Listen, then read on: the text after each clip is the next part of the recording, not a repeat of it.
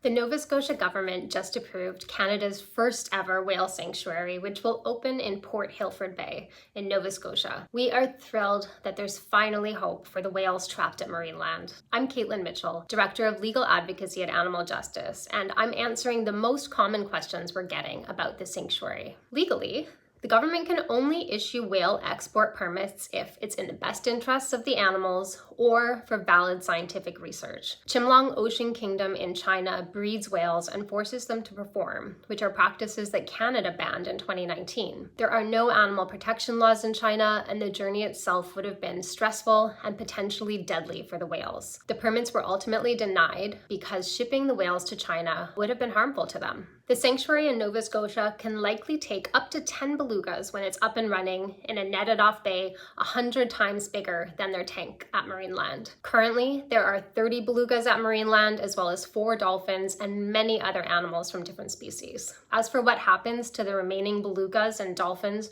for whom sanctuary space is not yet available, the solution will largely depend on whether or not they are healthy enough to be transported anywhere and what options can be identified, whether at future sanctuaries or at aquariums where they will not be used for breeding and where their living conditions will be meaningfully improved. We need Ontario to step in, ensure independent health assessments of all animals at the facility, and provide needed care to any and all animals in distress. Under Ontario's laws, the province can take these steps immediately and send Marineland the bill. Any whales too sick to be transported will need long-term care on site under significantly improved conditions than they're currently experiencing. Marineland and others critical of the sanctuary project have argued that the site is too polluted due to gold mining that ended in the 1930s, but independent experts have concluded that the site is safe. The whale sanctuary project undertook a 4-year program of environmental site assessments, biodiversity surveys, weather and acoustic monitoring, and more. And in 2024, independent expert consultants concluded that the site is a healthy long-term habitat for whales